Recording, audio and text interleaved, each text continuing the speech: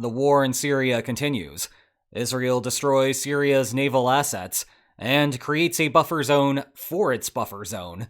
Iran finds one of its critical supply routes cut off. Russia scrambles to figure out what to do with its military assets in Syria. Regimes all over Africa are feeling just a little less comfortable. The popcorn continues to pop in Georgia, and Ukraine hopes that this is a sign of things to come. The world just keeps getting busier, doesn't it? December 8th may have been a sad day for Assad, but the rest of the world has been busy in the week afterward. Like it or not, we now live in a period of globalized conflict, and the fall of Assad's regime has all sorts of domino effects on the rest of the world. That is why, today, we are going to look at what is currently cooking in the wake of an incredibly disruptive event. We will begin with what is happening in Syria, because the fall of a regime does not necessarily mean the end of a civil war. Then we will stay in the region to examine how much of a setback it imposes on Iran, followed by a pivot westward to see the two power plays that Israel has embarked on. After that, it is the major strategic problems that Russia will have to tackle to keep its global operations running. And then we will conclude with what is in store for Ukraine. But we begin with the potential continuation of the civil war. Syria is not a simple case of two parties, a north and a south, for example, fighting until one side called it quits. Instead, the situation on the ground looked something like this at the start of the offensive. Assad's government controlled the regions between these flags. The Syrian Salvation Government, the entity responsible for the initial thrust, and better known by its military arms initialism HTS, controlled only this small area. The Turkey-backed Syrian National Army had a couple of pockets in the north. Kurdish forces held large portions in the northeast. And the Syrian Free Army, backed by a US presence, stayed in a deconfliction zone toward the south. Oh, and there were fragments of Islamic State hanging around in the desert. That is why the United States got there in the first place. Now, when HTS went on the offensive and encountered little resistance from Assad's government, the other groups recognized the window of opportunity in front of them. As such, the Kurds pushed southwest, and the Syrian Free Army drove west toward Damascus. But it was a third group, the Southern Operations Room, that came from the north. Even Islamic State got more active. The whole thing became reminiscent of World War II, and the race between Western allies and the Soviet Union to reach Berlin. Back in Syria, though, now the question turns to whether the groups can coexist. Well, can most of the groups coexist? They all hate Islamic State. Previously, they worked hand in hand to oust a common enemy in Assad. But now that bond is gone. Moreover, they must work together at a time when a whole bunch of other countries are thinking about the fallout, some of whom are receiving more attention than the others. For example, coverage of Israel's ground operations in the Golan Heights received massive attention. The destruction of Syria's naval fleet, not so much. Same with how Iran is working to handle the crisis arising from the offensive. Interestingly, these had more focus coming from right-leaning sources. That stands in contrast to how discussion of Russia's strategy to handle its bases in Syria had balanced but little coverage overall, and the completely fragmented discussion of the consequences of all of this for Ukraine. How do I know all of this? Well, it only took a few quick clicks via the returning sponsor of today's video, Ground News. Ground News is the ultimate news aggregator, searching for articles from outlets worldwide and placing them in a single feed. It is the perfect tool for a time as chaotic as right now. Plus, it allows you to compare the headlining practices of those news outlets. And for a limited time, my viewers get 50% off their unlimited access Vantage plan, exclusively through my link, ground.news/linesonmaps. So head over to that link or scan the QR code to better inform yourself and support this channel. Okay, again, the pre-offensive map looked like this, but now the map looks something like this, though you should not trust any map you see because the fog of war here remains thick. Nevertheless, it shows some potential fractures. For example, Turkey is really uneasy about the Kurds establishing a de facto independent Kurdistan, given the tumultuous history that Turkey has with ethnic Kurds on its side of the border. That is a big part of why Turkey sponsors the Syrian National Army. On the other side, you have US-supported moderates going up against HTS, with the leader of HTS, Abu Muhammad al-Jawlani, being the former leader of Syria's al-Qaeda branch. And in case you were wondering, that is the literal mugshot that the United States took of al-Jawlani when he was captured. Moreover, his imprisonment was not just anywhere. This is a man who spent time in Abu Ghraib. If you know, you know. If you don't, well, don't read the Wikipedia page if you were looking to have a nice day. Heck, normally we just look at dog videos when we get to the unhappy parts, but Abu Ghraib ruined even that. Instead, we are watching Barksdale Air Force Base, ironically named here, finding a creative solution to its rodent problem. Anyway, al-Jawlani has moderated his position over the years, and now promises to end hostilities with the West and protect minority rights within Syria. Friendly reminder to not listen to what leaders say, but rather watch what they do. However, for the time being, his actions seem to match his rhetoric. Unfortunately, one thing that Syria does not have going for it is something known as the conflict trap. We talk about this all the time, but the basic idea is that war is development in reverse. Effort goes into destroying infrastructure rather than building it.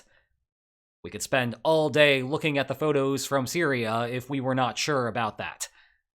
And it is no surprise. The problem is especially acute in civil wars, where all of the combat occurs within one country's territory. That makes economic opportunities in the country few and far between, both during and immediately after the war, which in turn facilitates recruitments of soldiers, which in turn facilitates a restart to the war. And that destroys more economic opportunities, allowing the cycle to go round and round and round. Breaking out of that cycle usually requires an influx of external aid, but that presupposes that the sides can get along for enough time to stop fighting and start building bricks. And to be clear, they are still jockeying over land. At least the European Union has a strong incentive to pay the price here. Its countries have been long frustrated with migrant flows coming from Syria. Well, if you want them to stop, and want some of them to return home, there needs to be some level of safety back in their country. Money goes a long way to solve that problem, though they may need to modify some lists first. And that does it for the internal politics of Syria. Thus, we can pivot to all of the external consequences of the fall of Assad, and there are a bunch of interesting things to report on that front. Let's begin by diving into Iran's situation. And suffice it to say that the past 14 months have been bad for Tehran. The primary modern geopolitical strategy for Iran has been to establish an axis of resistance to fight back against Israeli influence in the region. Among its members were Hamas, Hezbollah, Houthi rebels in Yemen, and, yes, Syria. Well, let's go back to October 7th, 2023.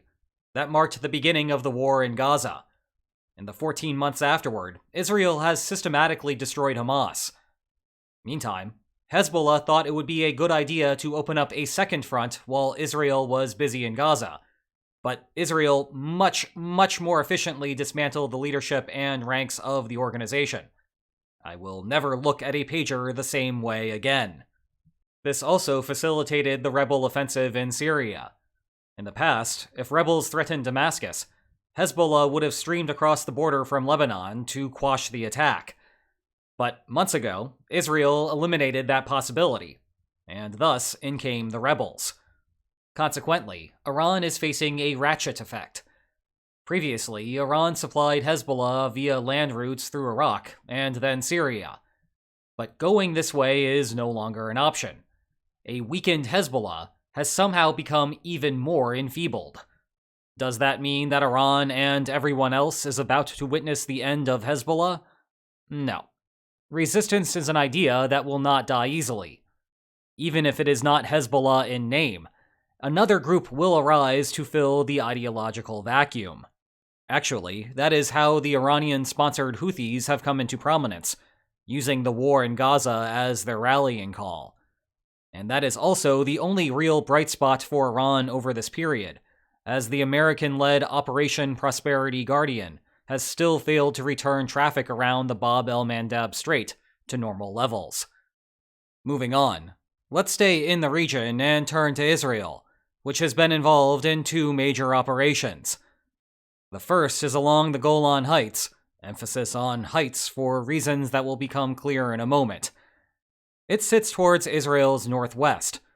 Israel seized about 2/3 of the region during the Six-Day War way back in 1967, but the international community still recognizes it as Syrian territory. The obvious upshot for Israel is that taking the heights adds land to the country, plus that land also holds a fair amount of water. But the main benefit of possessing the Golan is the heights part, because, as everyone from Mustafar to Damascus knows, having the high ground is key to military victory, here as a consequence of helping propel artillery a greater distance, as well as being a better lookout point. It therefore acts as a buffer zone to the rest of Israel. Well, I heard Israel likes buffer zones, because they appear to be creating a buffer zone for their buffer zone, so they can buffer zone while they buffer zone.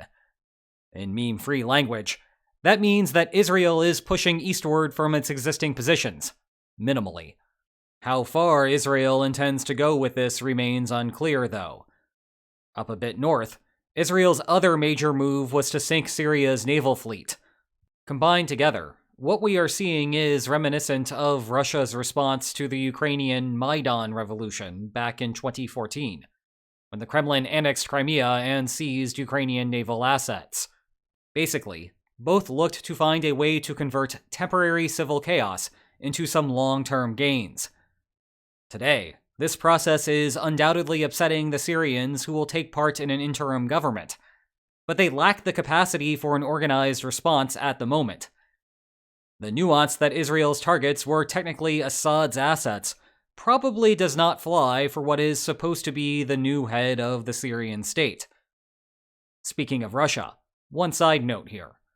In the recent past, Israel has played nice with Moscow, in part because of trying to balance escalation concerns in the Syrian civil war. This has resulted in a rather tepid coordination between Ukraine and Israel, despite the parties' simultaneous involvement in two separate wars, both underwritten by a common major power patron. But with Assad gone, some of that incentive is off the table, so we will see if the policy changes accordingly. You know what? We might as well stick with Russia and the fallout that the Kremlin is having to deal with. The starting point is along Syria's Mediterranean coast, where the Tartus naval facility and Hamaimim air base are.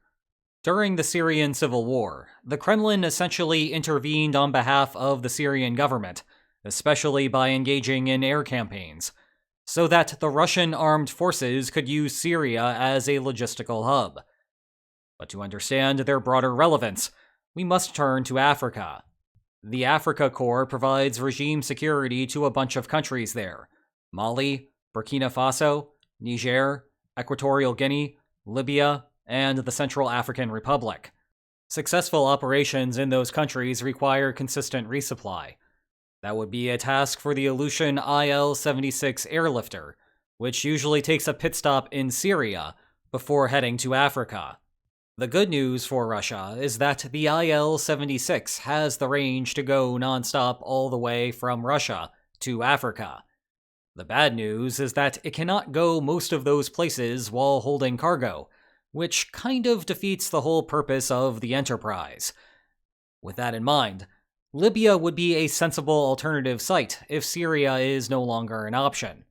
It is a close enough middle point to still act as a logistical hub, and there are enough friendly elements there to spare some coastline and flat inland ground.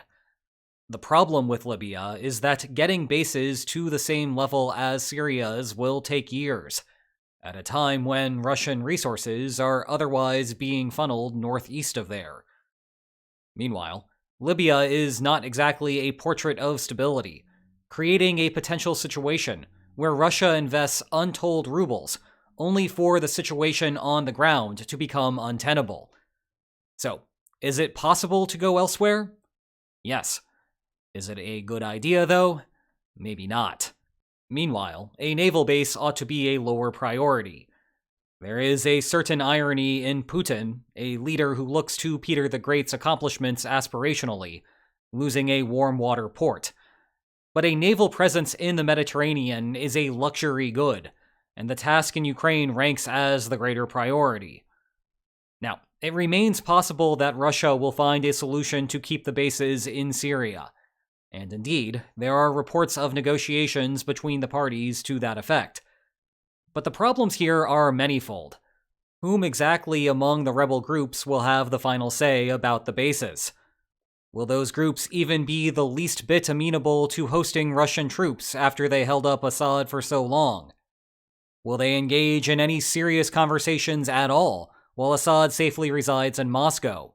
Will Russia, a country that knows full well that agreements are not worth the paper that they are written on, anticipate that Syria will follow through, rather than push Russia out by force once the collective rebels are organized? And supposing that the Syrian government is on board, will Russia want to pull back anyway, out of fear that random militant groups will attack them?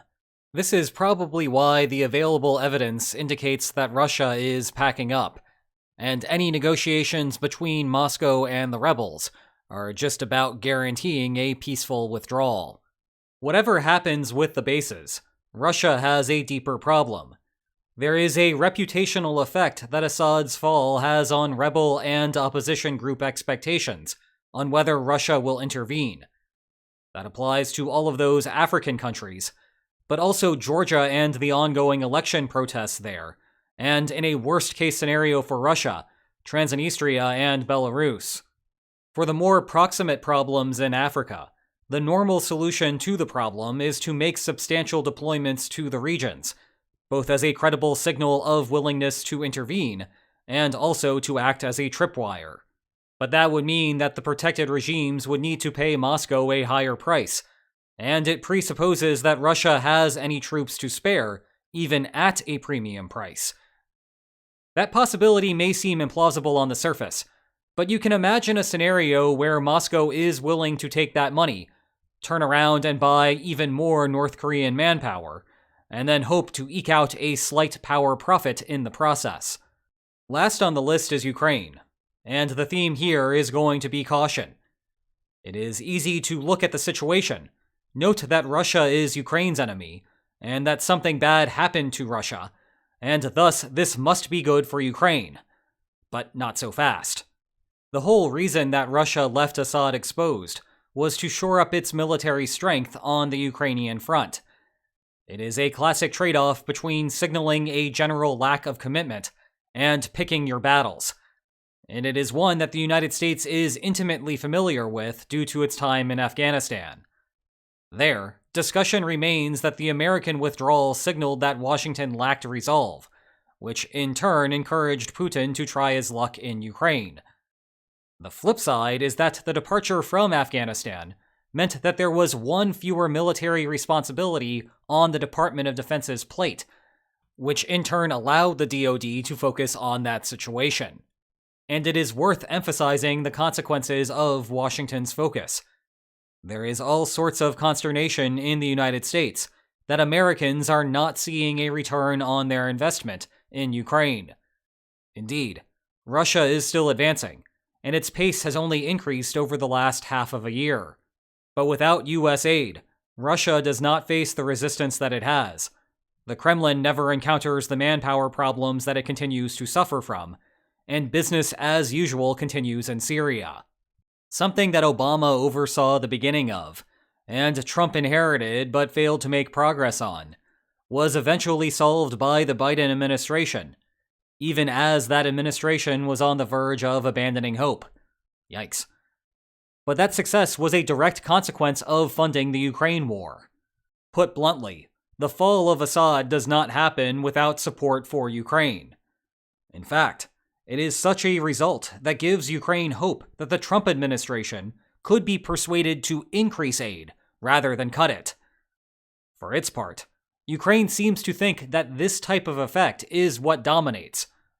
To wit, Ukrainian special forces appear to have gone into Syria to teach rebels how to optimize their use of drones. And drones were a big part of the Lightning Offensive at the end of November. It is dominoes indeed, all the way down. And, in sum, it is a busy time for everyone. Well, that is all I have on all sorts of countries. If you want to learn more about what is happening, check out this Q&A video about Syria on my secondary channel. And if you enjoyed this video, please like, share, and subscribe, and I will see you next time. Take care.